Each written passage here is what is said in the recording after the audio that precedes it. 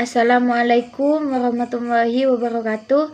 Saya atas nama Berliana Virgianti Arifin dari kelas 5 PAIC NIM 2019 0960 11722. Saya di sini akan menjelaskan sedikit tentang apa itu organisasi begitu. Organisasi manusia pada hakikatnya adalah makhluk sosial. Ia mempunyai serangkaian kebutuhan yang harus dipenuhi untuk menjamin kelanjutan hidupnya. Di antara kebutuhan tersebut adalah kebutuhan sosial atau disebut dengan the social need. Berbagai dengan kebutuhan lain yang dimiliki manusia, bahwa kebutuhan sosial hanya dapat dipenuhi melalui kerjasama dengan manusia lain. Kita itu sebagai manusia membutuhkan satu sama lain begitu. Kita tidak bisa hidup sendiri. Jika tidak ada orang lain, kita tidak akan bisa hidup begitu. Sama halnya manusia itu saling membutuhkan satu sama lain. Dengan pengertian lain, manusia tidak dapat memuaskan semua kebutuhan hidupnya dalam kesendirian. Hal ini merupakan suatu aspek yang mendorong lahirnya berbagai bentuk kerjasama antara sesama manusia.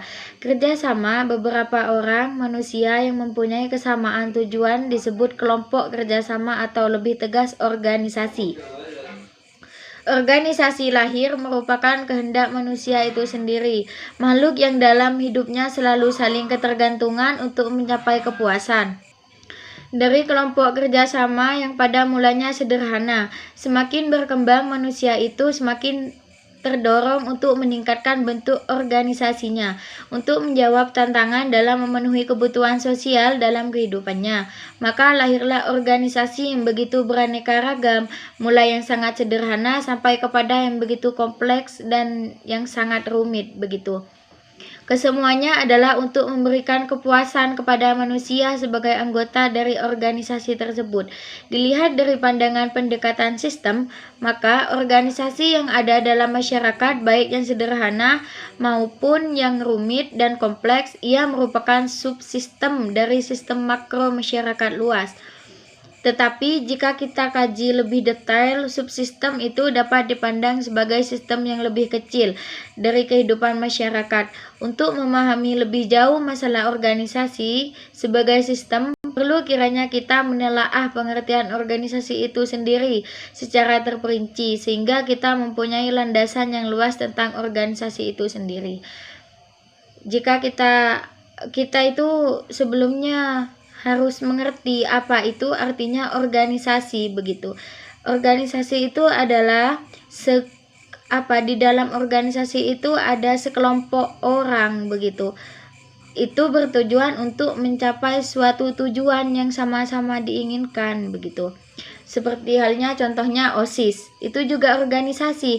OSIS itu tujuannya sama-sama untuk mencapai itu, memajukan alma mater sekolah dan lain-lain. Organisasi sebagai suatu sistem.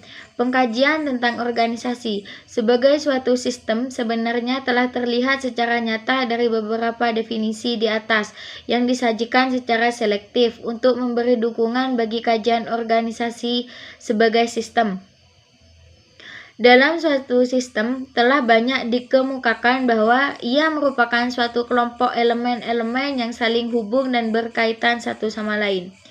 Adapun pondasi-pondasi organisasi, di sini organisasi juga ada pondasinya masing-masing. Suatu organisasi, baik organisasi pemerintahan maupun organisasi swasta, selalu dihadapkan kepada masalah bagaimana upaya organisasinya dapat berjalan dengan lancar untuk mencapai tujuan yang telah dirumuskan. Salah satu sarana yang dipandang cukup penting adalah dibangun suatu struktur organisasi yang efektif serta mempunyai ketahanan yang kuat.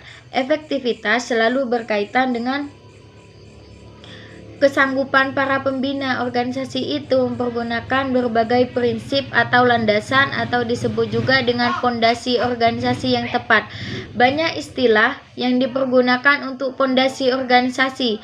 Misalnya ada para ahli yang mempergunakan asas-asas organisasi, prinsip-prinsip organisasi atau landasan-landasan organisasi. Dalam tulisan ini semua istilah yang berbeda namun mempunyai implikasi yang sama bagi kepentingan organisasi akan dinamakan dengan pondasi organisasi. Itu penjelasan dari pondasi organisasi. Bukan cuma rumah ya yang punya pondasi, tapi organisasi itu mempunyai pondasi. Sama halnya mempunyai tugu gitu, untuk mempunyai tugu yang kuat di dalam organisasi itu untuk mencapai suatu tujuan yang sama-sama diinginkan begitu. Perumusan tujuan organisasi. Sebagian besar kutipan organisasi sebagai besar kutipan tentang pondasi-pondasi organisasi yang telah disajikan terlebih dahulu, memberikan suatu kenyataan bahwa tujuan dalam organisasi adalah mutlak harus dibuat. Tujuan adalah kebutuhan manusia, baik yang bersifat jasmani maupun rohani yang ingin dicapai. Di dalam suatu organisasi sangat perlu rumusan suatu tujuan yang jelas, mempunyai tujuan yang jelas gitu, tujuannya kemana, arah hidupnya kemana, begitu. Berdasarkan tujuan yang telah dirumuskan dapat ditetapkan bentuk organisasi. Dan adapun juga objek, strategi, dan taktik dalam organisasi.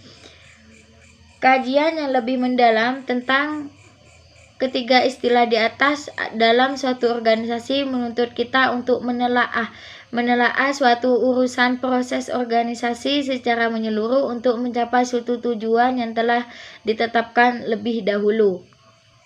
Objek organisasi. Istilah objek organisasi jika diterjemahkan menurut arti katanya dapat diartikan sebagai sasaran, tujuan atau maksud dalam untuk memudahkan begitu. Pengertian objek akan diterjemahkan dalam sasaran karakteristik dari suatu sistem organisasi.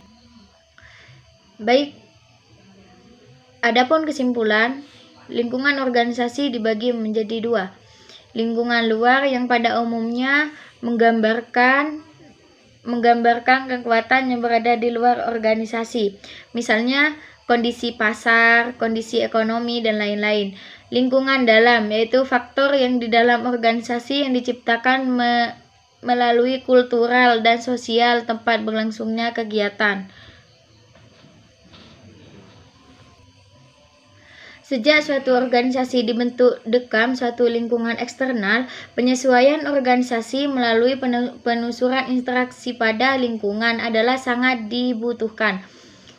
Beberapa tantangan organisasi yang harus diperhatikan guna kelangsungan organisasi ekologi, sistem upah dan kebijaksanaan personalia, golongan konsumen, riset dan pengembangan keefektifan produk, kebijaksanaan internasional, keseimbangan perekonomian dan internasional. Baik, di sini maksud dari organisasi itu adalah segolongan orang begitu yang bekerja sama. Di dalam golongan tersebut ada musyawarah begitu. Musyawarahnya itu adalah seperti seperti suatu keinginan untuk mencapai suatu tujuan yang sama-sama diinginkan begitu. Sama halnya seperti organisasi OSIM di sekolah itu, OSIM mempunyai tujuan begitu. Di dalam OSIM itu juga ada ketua, ada wakil, ada bendahara, ada sekretaris dan juga lain-lain. Nah, di dalam suatu organisasi OSIM itu satu sama lain itu harus bekerja sama begitu untuk mencapai suatu tujuan yang diinginkan. Baik, sekian dari saya, sekian penjelasan dari saya, kurang lebihnya saya mohon maaf yang sebesar-besarnya. Assalamualaikum warahmatullahi wabarakatuh.